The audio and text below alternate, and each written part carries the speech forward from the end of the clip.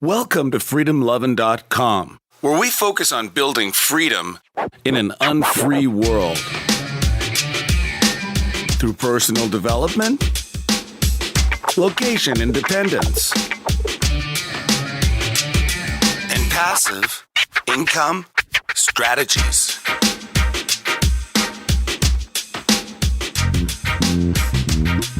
Now here's your host, Kevin Koskela. Welcome to Freedom Lovin'. This is Kevin, episode number 48. And in just a minute, I have an interview with Dustin DeVries of Caffeine Consulting. And we talk about how to build a consulting business and also a little bit of freedom in an unfree world and location independence. So stay tuned for that. There's a lot to be learned in this interview if you want to get started in this area of consulting and also just kind of building a career outside of the corporate environment. So just a couple updates beforehand.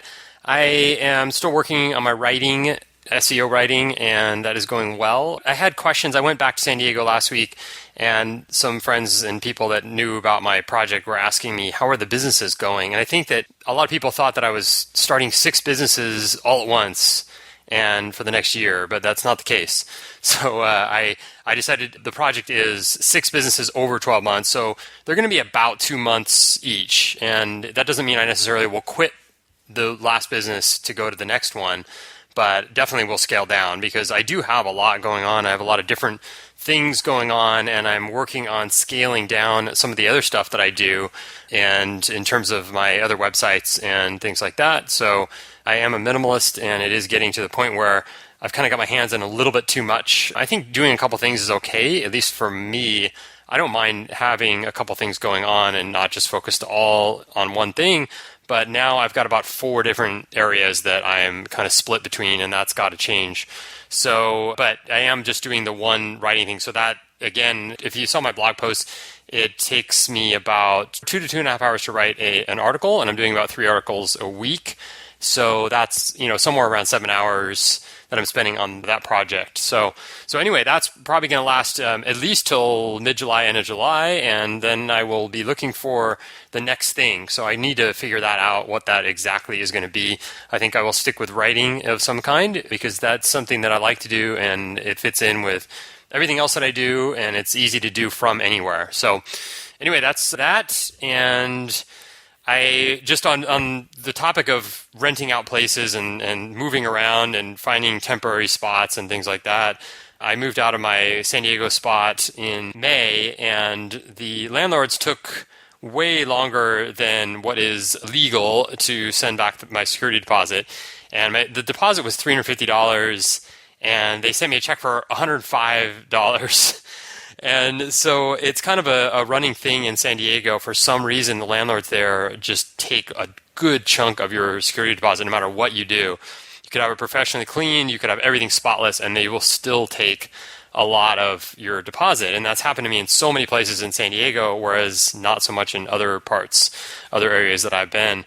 And I've heard that from other people too. And I don't know why this is, but I'm kind of leaning towards not even fighting it. I did put a call in to the office where my landlord, the property management office, and of course they didn't call me back. So I don't know if the $200 they stole from me is worth fighting for. I think they can take out legally for cleaning, I think like the carpet cleaning, which is like $70 or $75 or something. And other than that, they just made up all these things. They said there were stains in the carpet, which were already there. They said the place was a total mess, which is not true at all because I cleaned it. I had it cleaned every month professionally, and then I cleaned it when I left. I know it was pretty much spotless.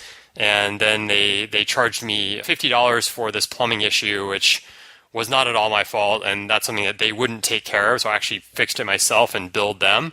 And then they would charge me, they said there was an extra $50 charge because I did it and I didn't let them do it. Anyway, it's all kind of under the bridge at this point, but I think that my time is better spent not fighting them, even though I'm angry and I want to fight them and I want to get that $200 back. I think I will probably just let it go, although I may just give it one more try on the phone and see if I can negotiate something, because it's just sort of the principle of the thing more than it is the actual $200. I mean, they just pretty much stole it from me, from my security deposit. But, you live and learn. I definitely will be on a little bit more on top of that next time, although I'm not sure what exactly I could do because they were going to take that money no matter what. I don't think there was anything I could do there. But anyway, that's just moving on now. Hopefully that doesn't happen again. So travel-wise, I'm now looking at going to Toronto and Montreal in August, but only for the most probably be like 10 days, so not like a really long stint, because I do need to get back to San Diego for some things.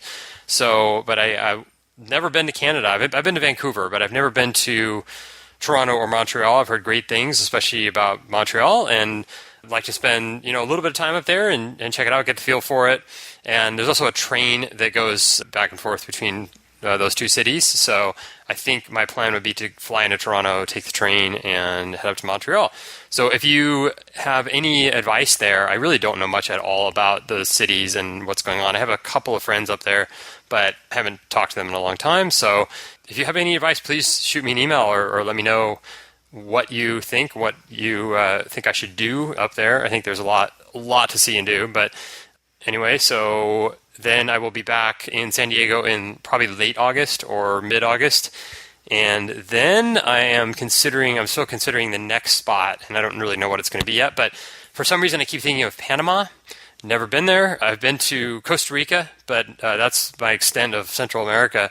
And I've thought about Mexico, I've thought about Colombia, and for some reason I keep hearing great things about Medellin, Colombia, but I don't know why I'm just not that excited about it. I don't really understand why I get excited or interested in places and why some places don't really interest me, but for some reason I keep thinking about Panama, and part of it is I'm sure the beaches, because I do want to be close to a beach, and part of it is that there's some interesting things going on there, and it's sort of modern country, and it's cheap, of course, and yeah, I don't know, that's probably it. And then I can probably find a place to learn Spanish there. Of course I can do that anywhere down in South America, but yeah, so that's where I'm leaning towards. So if you have any opinions on that, I'd love to hear that too. I don't have anything set in stone whatsoever, so bouncing around. But next time, or actually probably in a couple weeks, I'm going to do a podcast on relationships. And I think this is so important to the freedom lifestyle and the location independent lifestyle. So there's just so many different ways to go about relationships, and what is most important. That's the key, is because all this bouncing from place to place. I mean, someone asked me the other night, well, yeah, that sounds great to live in different places for a few months at a time, but what about getting a girlfriend? He's like, sometimes, it'll take like a month to actually get a girlfriend, and then you're pretty much, maybe you're there another month and then you leave. That's the difficult part. And I definitely want to address that among other things. So probably do that in a couple weeks. I've got a couple of people in mind that I want to chat with about that. And I may do a couple of podcasts on it because it's such a great topic. So that's about it. So, one more thing. I do have a site that I run that I wanted to bring up here. I had mentioned it a few months back. And I think it applies to anyone that's listening to this podcast. So I think it's something that would be of interest to anyone listening here. And that is my site, 100mustreads.com. And we just recently, about a month ago, we added audiobook summaries. So it's basically a combination of business books and self-improvement type of books. If you sign up for the membership, you get 120 kind of business books / self-improvement books on PDF. These are all summaries. And then you get 4 audiobook summaries per month. And the audiobook summaries are ones that we choose. And so we try to mix it up, some old, some new, and things that are relevant to today. So then that's 4 per month. And you get all of that for just $9.99 a month. So if you want to check it out, it's 100mustreads.com.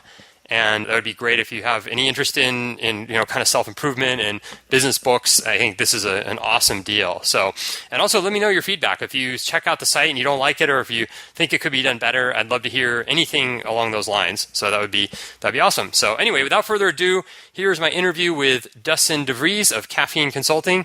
Have a great week and go out there and build some freedom.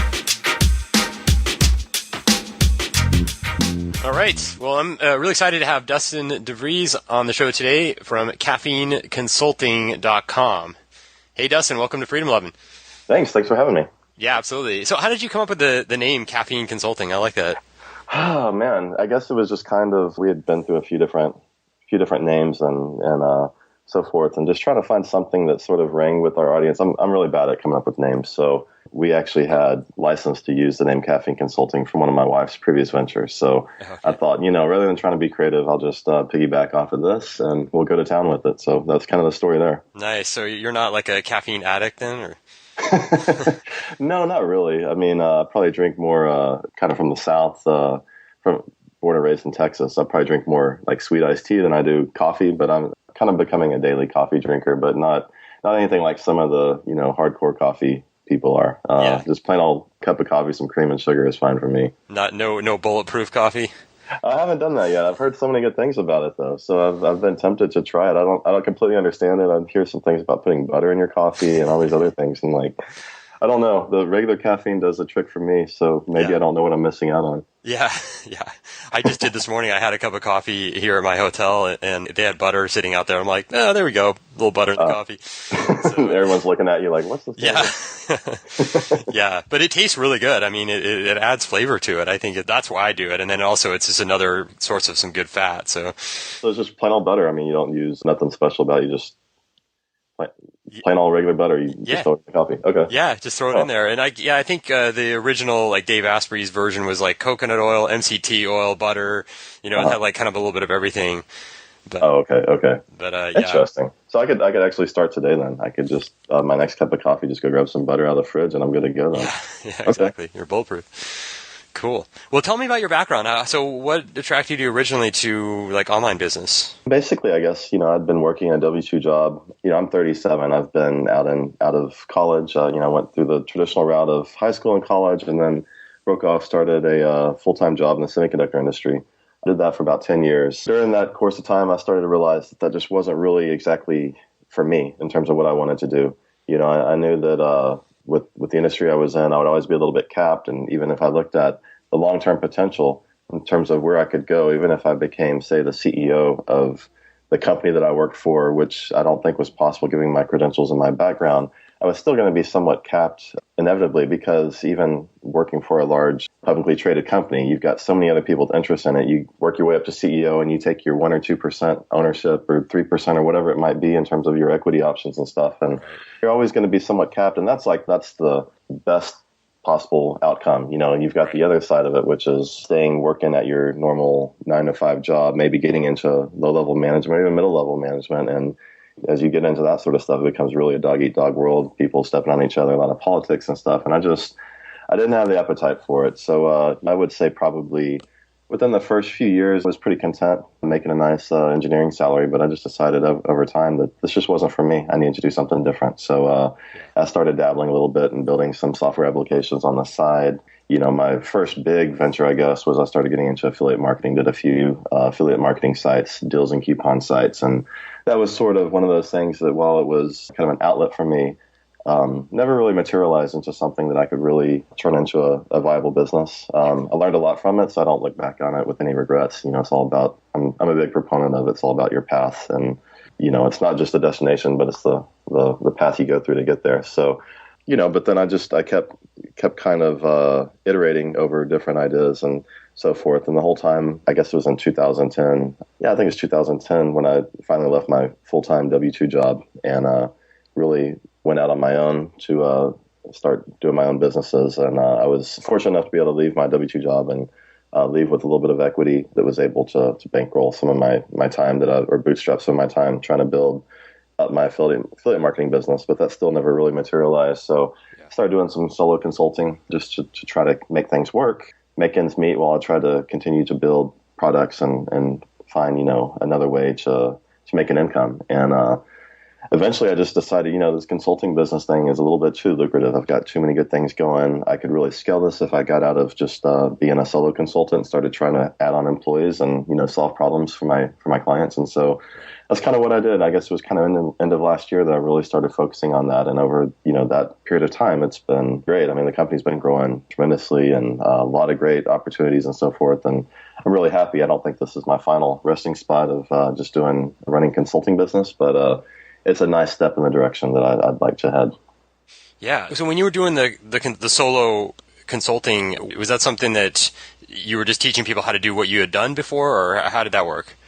Basically, the solo consulting was all in software development. So by that, what I mean is I was just jumping from gig to gig, find places where they needed hired guns to come in and help on building an application for a few months or a few weeks or whatever, plug in, do some hourly work with them, doing development, mainly PHP and Python development. And then when that was over, I'd be back looking for my next gig. And, fortunately, the software industry is pretty hot, so it was not too difficult to find opportunities jumping from gig to gig like that. But, it's not something, obviously, working by yourself, just being a solo consultant that really scales. Obviously, you can I've got friends who do solo consulting, and some of them are pulling in $150, $200 an hour, even, more than that. And it's definitely a lucrative opportunity, but it's kind of that old adage of working in your business versus on your business. Doing solo work is kind of more of a working in your business type of approach. And I just knew that wasn't my long-term goal, not something that would long-term make me happy. Yeah, right. Now, what do you guys do right now at Caffeine Consulting? What do you primarily do there? Basically, just helping people solve their problems through software. So it can be helping them to build applications. Everything from somewhat basic websites all the way to fairly sophisticated applications. Our average client can be anywhere from a few $1,000s, tens of thousands, or even hundreds of thousands of dollars. So we really push more towards the custom software space, but being a young company and trying to kind of get our feel for where we're headed, we entertain most types of clients that come through our doors. I'm not going to say we never say no. I'm a big proponent in trying to find the right fit in terms of clients' needs versus what we can deliver to them. I've always thought maybe at some point we might just strictly focus on custom software development and application development and kind of work our way out of the website building business. But it's kind of like, to use a baseball analogy, it's kind of like, you get the big clients that are, the home run type of clients, and you get the smaller clients. And good baseball strategy, if you're into baseball, is like kind of intermixing that, right? Yeah. Having some doubles and singles with some home runs. And so I feel like having that breadth of clients, that range, is helpful for us now. I don't know if we'll do that forever. Constantly looking to pivot and change things up as I see opportunities. But right now that seems to work pretty well for us. Cool. So now how do you get your clients? Is it mostly referral based or? Yeah, that's one of the things that's kind of near and dear to my heart right now in terms of our business growth, is that everything to date has been referral based. I've gotten so many referrals from different people, and that's great. I mean, people say all the time your best clients are the ones who get referred because they're kind of pre-qualified and They don't come in with any insane cost expectations. Usually whoever's referring them says, this guy is good at blah, blah, blah, and here's how much he charges. Go talk to him. Yeah. So that's obviously a nice thing, but I don't know that it's something that's going to scale. I mean, certainly I could continue to build up my client base and continue to get referrals. I would love, if all my clients could be referrals, but I also know that I want to grow. I want to continue to grow the business, and so I feel like I need more of a process in place. So I've actually been looking at some opportunities of other ways to try to grow, doing things like marketing automation and some of those things to try to build in, do more lead gen, and get more people involved with using our services. Cool. So now you talked about, we exchanged an email about your company a little bit, and you have a team of 6 people, you said? Yeah, I guess really it's 8, including myself and my wife. Okay. So, we're kind of a husband and wife team going at this here. Nice. So what do you have outsourced now, and what do you do? What does your wife do? So basically, my wife's background is she's a product manager. She's worked for a number of larger companies, worked with Keller Williams for a while, Hoover's Inc., which is the data mining company, helping them with their product strategy. And so she's real strong on product. She's not a tech person that she doesn't know how to code, but she knows product really well. And my background is technology. So I've, by trade, I guess I'm more of a software developer. And so basically what we've outsourced is we've started to bring on employees to help us with development needs. So we pretty much all of our hires, everyone that we have within Caffeine Consulting is very tech-centric, development-centric, which, we've kind of reached this point now with the 6 employees plus ourselves, total, headcount of 8, that we know we've got to start looking at building out other aspects of the business, like the marketing stuff that I mentioned earlier. So, we're kind of moving in that direction. But right now, everybody is very tech-heavy. So where did you find these people? Is it like Odesk and those type of places, or? I've actually, believe it or not, I have had reasonable luck making hires on Elance. So we do have some remote employees that are international. We also have employees that are local within the U.S. So kind of a mixture. I think probably long term, looking at where we're headed with the business, I think that there's a lot of value in offshore employees. We've looked at places like India and South America. South America is nice because of the same time zone and stuff like that. And that's true. So we've been utilizing that. We realized that you can't I don't feel like we can really build a quality, reliable business just on outsourced employees. We need people who, since all of our customers and clients are here in the U.S., we need, strong development talent here and, domestic within the U.S. as well. Yeah. So we've, managed to bring in some people that have been able to help us as well here domestically, but then leverage some talent offshore, for some pieces of that. It makes it cost effective for us, makes it cost effective for our clients. There's a good happy medium between having all domestic employees and having all offshore employees in India and South America. We've kind of taken a balance between the two. Yeah, definitely. You actually are still working with India, because Yes. I've kind of gotten away from that. But yeah, I was kind of the same way when I started. It really wasn't until end of last year that I started looking at trying to hire more employees and starting to look at different options, domestic and offshore. And I was kind of in the same mindset that, I kind of felt like India was one of those things that it kind of hit its peak and that it had a lot of downside. But I don't know. My experience here, as I've got 2 people in India right now. And my experience with India is that I feel like there's a lot of hunger and thirst over there for people to come in and really work their tail off and do a good job for you. I don't know, like if maybe, what you say as far as your mindset or what you've experienced with India, I don't know if maybe there's been some backlash because people have kind of pulled away from India and started looking at other places, Southeast Asia or South America, wherever, Central America, wherever. If maybe there's been some backlash and maybe there's been a little more pressure within people in India who are looking for work to be a little more aggressive and a little more, I don't know what word I'm looking for, but, a little more aggressive about just doing a good job and being there, being available. And that's always been my biggest thing with any employee I hire. I've always kind of used the, I'm trying to remember what book it was from that I got this from, but basically your skill set, I think it was Outliers. I don't know if you've read Outliers. Yeah, okay. In Outliers, they talk about, to a certain extent, your knowledge needs to be good enough. It's some of the other intangibles that really make you excellent. So not that we try to just hire good enough employees, but to me, there's more than just a guy who can code. It's a guy who can communicate well and is reliable. A guy that I know I can email, especially in India with the time zone differences. A guy I know I can email late in the evening U.S. time. And I'm based out of Texas, so Central Time Zone, and expect a response and or a fix to whatever I need by the following morning. And that's real important to me as a communication thing. People are available on Skype and stuff like that. So I've really tried to look for some other intangibles besides just can this guy code. That said, we've got some complex problems we're trying to solve. So I've tried to hire, if I do look at an offshore developer for a certain purpose, I, really do stress someone who has a lot of good software background and has, really built themselves along the right software design principles and stuff like that. That's the kind of person we try to hire. Yeah, that totally makes sense. And with anyone, but I felt like especially with the Indians, it's really important to lock down your communication, right? Just to make sure everything's super 100% clear and everybody understands, right? Without a doubt. That's actually a really good point. And that's where I feel like my wife and I work really well together. Her being with her product management background, she's really good at defining requirements. So I feel like, I've always heard people say, tap into your unfair advantage. I would say my unfair advantage is the fact I'm married a product manager. Her ability to build requirements. It really helps us bring down the barriers between us and any offshore talent that we hire. I feel like we do a really good job defining those requirements and communicating with our employees to where we know we're going to get good results for anything that we do. And I'm not saying it's always perfect. It certainly isn't. It would be a lot easier to have someone local even be in the same office and just sitting there talking to each other, having team meetings every day. But I don't think that's not where the industry is headed. Everyone's working remote now, as you know, and I know as well. And in order to get the best talent, you've got to be a little bit flexible. And so that's what we've been moving towards, and it's worked out so far. Cool. So you mentioned in an email to me that your business is sort of a hedge against government. Can you kind of elaborate on that?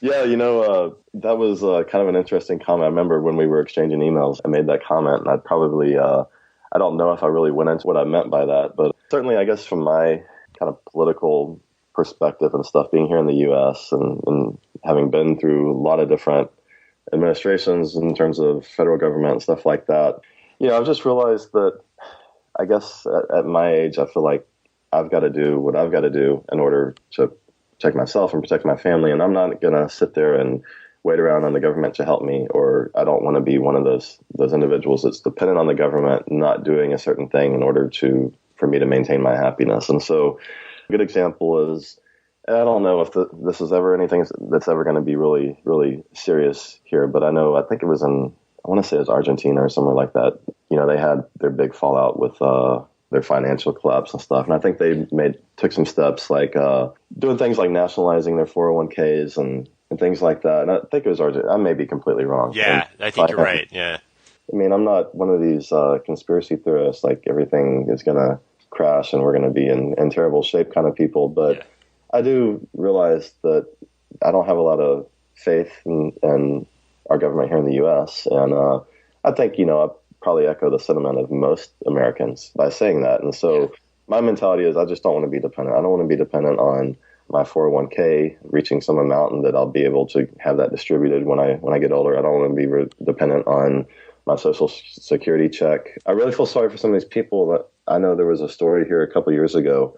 I can't remember where it was. I want to say it was Alabama, but it may have been somewhere else, where retired employees were getting, pensions from the government, and they ran out of money and they were unable to pay the pensions anymore to these retired employees. And so all of a sudden, this guy that's collecting a few $1,000s, whatever it is a month, in his pension, it's gone or it's cut in half or whatever. And that's just a bad place to be. I mean, I feel sorry for people. I realize that this independent, running your own business and lifestyle isn't for everyone. And part of me wishes I was a little more that type that could go in and work my 9-to-5 job and be content and not feel compelled to have to try to build something better and worry about financial independence and all that stuff. I am who I am, and so I've kind of adapted that mentality. But it's a different path, of course, But I've tried to do that as a way to make myself where I can be location independent. I can be, removed from the dependency on government. That's kind of just been my mentality. Yeah, that's awesome. Yeah. I just had a conversation with someone last night, and apparently the state of California is now going to double the state income tax, or at least that's a proposal. I don't know if it's going in. So they go from 6% to 12%. And people there's all sorts of people that are just trying to get out of California now, at least not have that as their primary residence. And so that's something where if you have a job, if you're in California and you have a job, like a traditional, work for a company, you're kind of screwed. There's not much flexibility because you can't just say, okay, I'm out of here. I'm going to go take this job over to Texas or over to some other country. So that's one thing about having a business where, it sucks, but you can do things to where you're not paying this 12% of your income to a state, which is totally bankrupt, and you're going to just waste all your money anyway. So that's a really good point. I don't think I've really completely ever wrapped my head around that. I know certainly the prospect of being somewhat location independent has been attractive to me, and I've thought about some of these things, but never really wrapped my head around, what happens on a state level or on a national level or whatever as things fall apart. What are your options? But I think that's a really good point. I mean, one thing I think about here in Texas is that we don't have a state income tax. We have an insane property tax. Yeah, so that's right. For me, I've got roots here in Texas. My family's in Texas. I enjoy Texas. I don't have anything against it. I've enjoyed my life here and stuff like that. And I just, I have a hard time thinking about just picking up and leaving. But, that said, I realize that if I'm retired, I can't be living in a house where I'm, paying $10,000 a year in property taxes if I'm living off Social Security and stuff like that. So maybe, that's another reason for wanting to build wealth and build a successful company. I would love for this company to keep cranking, and I know it's gonna evolve over time, whether moving into more of a product-based business or whatever it might be. But I'd love for this to be the type of company that I could turn around and hand off to my kids, and have it continue cranking, and for myself to continue making an income when I decide to retire somewhere, hopefully a long time from now. It's kind of like people who go off and buy rental property and they buy property and rent it out, and they're looking at that as kind of a long-term income revenue stream for them. I kind of look at my business as potentially being something like that as well. Yeah, that sounds awesome. So you touched on it a little bit, but what are some of the challenges that you face just kind of being an entrepreneur versus going the more traditional route of having a job? I think certainly there's a lot more ups and downs. It's certainly not as stable, although I guess there's probably some people who work traditional 9 to 5 jobs that would say their jobs aren't very stable either, just with the economy and layoffs and some of the things that people deal with. But I do feel like it's up and down for me. I mean, when I was doing solo consulting, I remember one day it's like a real vivid memory of mine. I was in a grocery store and I had this one client that I was getting paid a lot of money from, and I was in the grocery store shopping. We were having some friends over, and I happened to look down at my phone and check my email because I'm addicted to that, like most of us are entrepreneurs are. And looked down and got an email from one of my clients saying that, well, we've decided to go a different direction. They had some money issues and things like that. And, I'd gone from where I was making a really nice salary as a solo consultant. All of a sudden, it's like I have no income. I've got to go find a gig right now, and that's very stressful. But at the same time, I've been through that enough as a solo consultant that it's kind of made me a little more tough as far as dealing with those things. I've gotten used to dealing with it. And so, the ups and downs, I try not to worry so much about. Obviously, once you get ahead of things a little bit and you can pack away some money,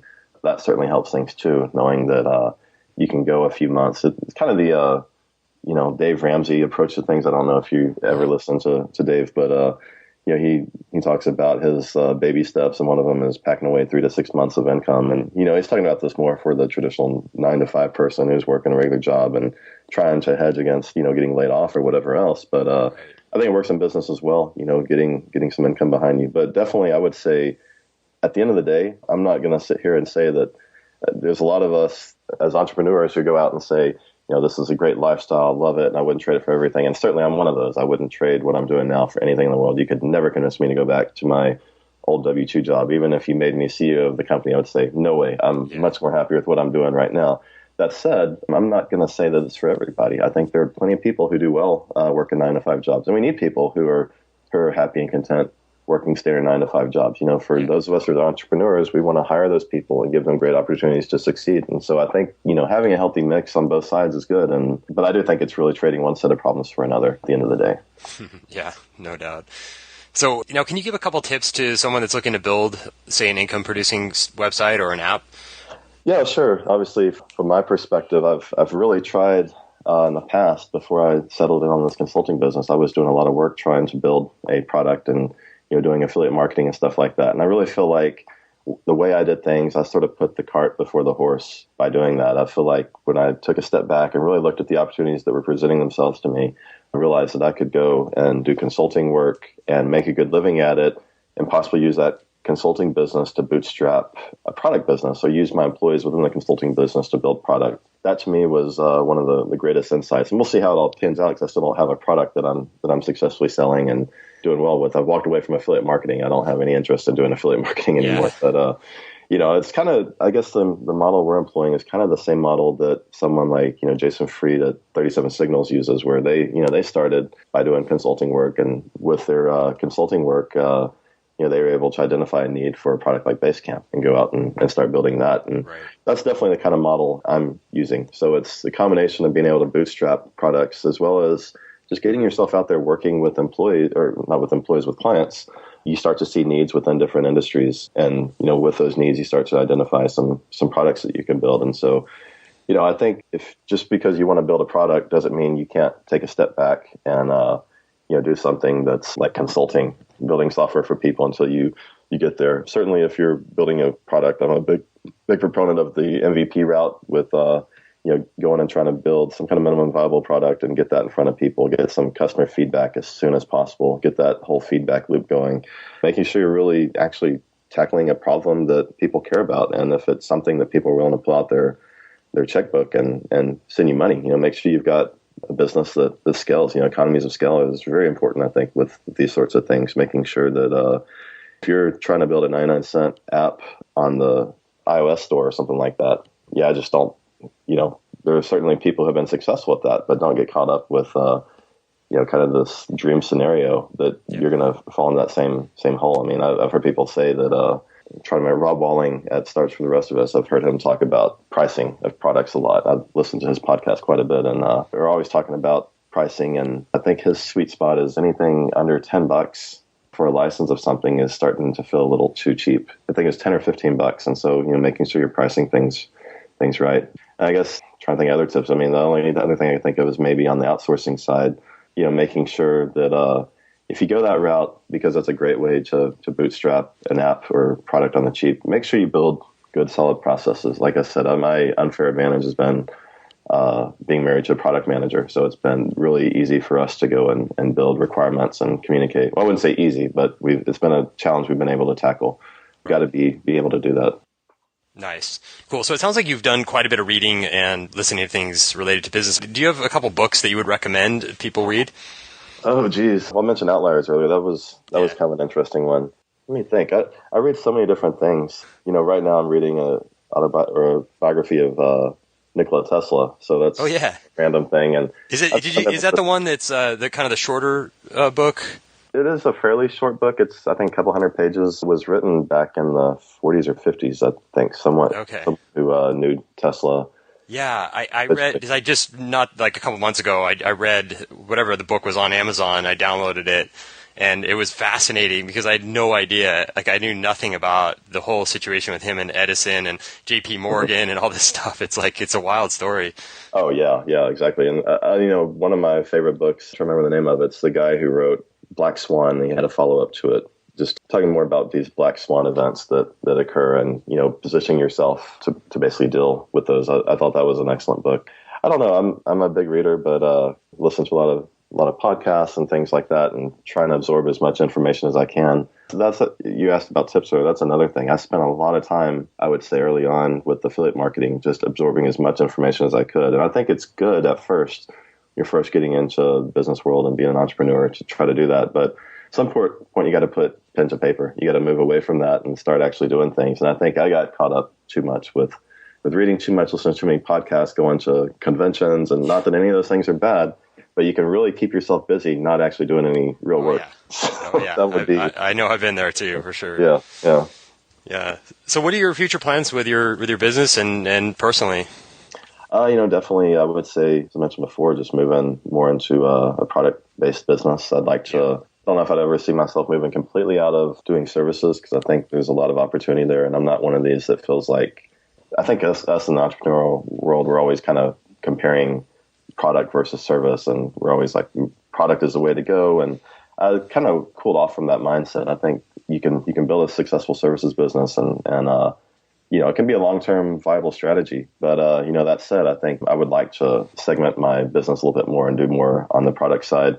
Definitely trying to get myself more and more out of the day-to-day operations of the business. And right now, with a total of 8 employees, I'm in kind of a sweet spot where I can still kind of manage everything. But that's going to be one of my big growing pains going forward is, if I go to 16 employees, I don't see myself being in the same role that I'm in now. I'm gonna have to put some trust in some more people, and start to hire levels of management, stuff like that. So that's certainly going to be a challenge, but I'm hoping I can continue to grow that. But eventually, I'd like to be able to work my way kind of out of my business, and not that I would ever not want to work or not want to be involved in my business, but I've always kind of pictured myself when I think about my future and my ideal situation. I don't picture myself as a CEO of this big team giving these fiery speeches in front of a crowded audience with everyone cheering for me and stuff like that. I picture myself as kind of a quiet person off on the side, kind of chairman of the board type that's being an advisor to my employees, hiring someone, a key hire to kind of lead the company, but being there to advise them and going working on other businesses. And I'd like to, get into more things.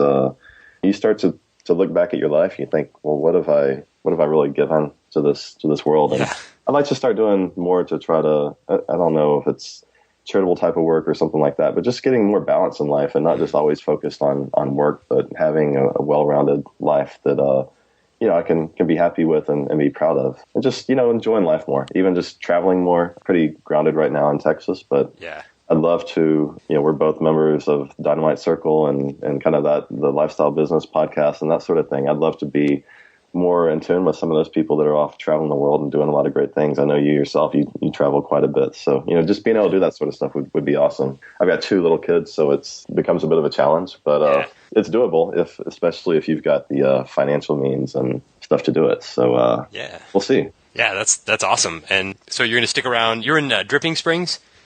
Yeah, Dripping Springs, which is just right outside of Austin, kind of southwest of Austin. We're considered, call us the gateway to the hill country. So I don't know, you've been in Austin, I guess, a little bit now. I don't know if you've ever ventured out there, but it's a nice, kind of gets away from the hustle and bustle of Austin, but I'm still only 30 minutes from downtown Austin. So it's not a bad place to be, because Austin is like a little LA now with the traffic. It's like we were talking about the no tax thing. I think that's just brought out so many people to Austin.